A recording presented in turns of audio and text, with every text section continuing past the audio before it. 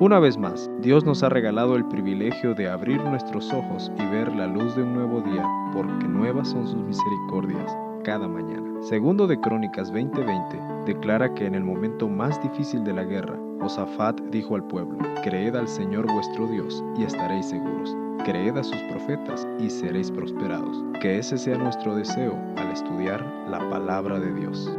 El comentario de este día está basado en Juan capítulo 1. La razón más clara por la que el Hijo de Dios es llamado el Verbo, la palabra, parece ser que así como nuestras palabras explican nuestra manera de pensar a otros, también el Hijo de Dios fue enviado para revelar su Padre al mundo.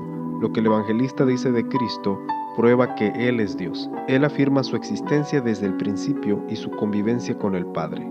La palabra estaba con Dios. Todas las cosas por Él fueron hechas y no como un instrumento. Sin Él no fue hecho nada de lo que se hizo, desde el más alto ángel hasta el gusano más insignificante. Esto demuestra lo bien calificado que era para la obra de nuestra redención y salvación. Juan el Bautista vino para dar testimonio acerca de Jesús. Nada muestra mejor la oscuridad de la mente de los hombres que cuando apareció la luz se necesitaba un testigo para llamar la atención sobre él. Cristo era la luz verdadera, esa gran luz que merece ser llamado así, por su Espíritu y la gracia que ilumina a todos los que se iluminaron para la salvación, y los que no se dejan iluminar por Él perecen en tinieblas. Cristo estaba en el mundo cuando tomó nuestra naturaleza y habitó entre nosotros. El Hijo del Altísimo vino aquí, a este mundo inferior. Él estaba en el mundo, pero no era de Él. Él vino para salvar a un mundo perdido, porque era un mundo de su propia creación. Sin embargo, el mundo no le conoció. Muchos dicen que son de Cristo, pero no lo recibieron. Cuando medito en esto, viene a mi mente el texto que dice: este pueblo de labios me honra, pero su corazón está lejos de mí, porque no quieren desprenderse de sus pecados. A pesar de que estaba en la forma de un siervo, sin embargo, con respecto a la gracia, su forma era como un hijo de Dios. Su gloria divina apareció en la santidad de su doctrina y en sus milagros se clasificó para rogar por nosotros. En cuanto al orden del tiempo y la entrada en su obra, Cristo vino después de Juan. La expresión muestra claramente que Jesús tuvo existencia antes de su aparición en la tierra como hombre. Toda plenitud habita en él, a partir del cual los pecadores caídos solo tienen y recibirán por la fe todo lo que los hace sabios, fuertes, santos, útiles y felices. El hecho de que Cristo esté con nosotros está resumido en una sola palabra: gracia. Hemos recibido aún la gracia, un don tan grande, tan rico, tan invaluable, la buena voluntad de Dios hacia nosotros y la buena obra de Dios en nosotros. Gocémonos por este don. La ley de Dios es santa, justa y buena, y debemos hacer uso adecuado de la misma. Como ninguna misericordia viene de Dios a los pecadores, sino por medio de Jesucristo, nadie puede venir al Padre sino por Él. Ningún hombre puede conocer a Dios excepto por lo que se da a conocer en el unigénito y amado Hijo. De los versículos 19 al 28, vemos que Juan no acepta ser el Cristo, que ahora él esperaba y esperó. Él vino en el espíritu y poder de Elías, pero él no era la persona de Elías. Juan no era ese profeta que Moisés dijo que el Señor levantaría a ellos de sus hermanos como él. Él no era un profeta como ellos esperaban que rescataría de los romanos.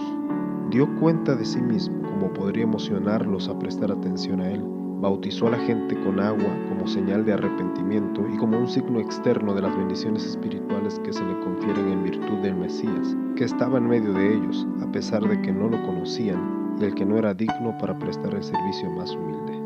En los versículos 29 al 36, Juan vio a Jesús que venía a él y lo señaló como el Cordero de Dios, el Cordero Pascual. Los corderos sacrificados cada mañana y tarde solo pueden referirse a Cristo inmolado como un sacrificio para redimirnos a Dios por su sangre. Juan vino como un predicador del arrepentimiento, sin embargo le dijo a sus seguidores que fueran a buscar el perdón de sus pecados solo con Jesús. A través de él, Jesús, obtienes perdón por todo, cuando te arrepientes y crees en el Evangelio. Esto anima nuestra fe. Si Cristo quita el pecado del mundo, Él llevó el pecado por nosotros. Dios podría haber quitado el pecado mediante la eliminación de los pecadores, como Él quitó el pecado del mundo antiguo. Él no acepta el pecado, sin embargo perdona al pecador, porque nos ama. Al hacer a su Hijo pecado, es decir, una ofrenda por el pecado por nosotros, el Cordero de Dios vino a quitar el pecado vino a salvarnos. Para confirmar su testimonio acerca de Cristo, Juan declara la aparición del Espíritu en su bautismo, en el cual Dios mismo dio testimonio de él. Él vio y dio testimonio de que este es el Hijo de Dios. Este es el fin y el objeto del testimonio de Juan, que Jesús era el Mesías prometido. De los versículos 37 al 42, el argumento más fuerte y más profundo que un alma que decide seguir a Cristo da, es que Él es el único que quita el pecado. Eso es lo que hoy nos hace sentirnos seguros de seguir a Jesús como nuestro Salvador personal. Es la tranquilidad de sentirnos perdonados. Es Él quien empieza el discurso. Él preguntó, ¿qué buscáis? La pregunta que Jesús hace es la que todos debemos preguntarnos para seguirlo. ¿Qué es lo que pensamos y deseamos? Al seguir a Cristo, ¿qué buscamos? ¿El favor de Dios y la vida eterna? Él nos invita a venir lo antes posible. Ahora es el tiempo aceptable. Es bueno para nosotros estar donde está Cristo, donde quiera que sea. Deberíamos trabajar por el bienestar espiritual de los que nos rodean y tratamos de llevarlos a Él. Los que vienen a Cristo deben venir con una determinación fija para ser firmes y constantes en Él, como una piedra sólida y firme.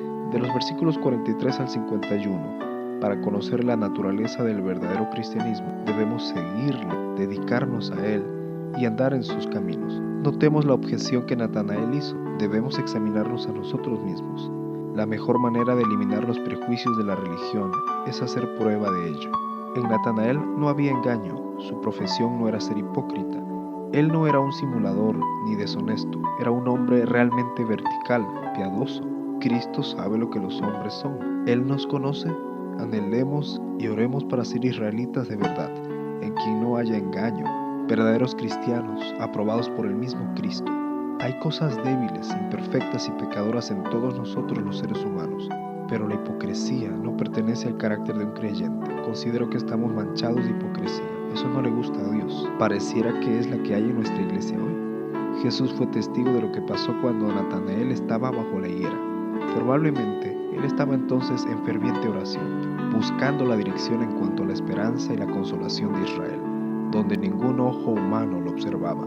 Este le mostró que nuestro Señor conocía los secretos de su corazón. Creo que la lección que debemos aprender de este capítulo es que Jesús se hizo carne, vino para tomar lo que nosotros merecíamos, nos perdonó del pecado. Eso nos produce paz. Lo menos que podemos hacer es seguirlo sin hipocresía.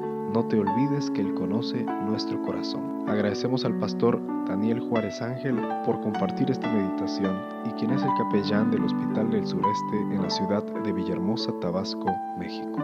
Este programa Señor Transfórmame es cortesía del Sistema Educativo Adventista Plantel 5 de Mayo en la ciudad de Tuxtla Gutiérrez, Chiapas. Queremos invitarles a compartir con otros esta bendición.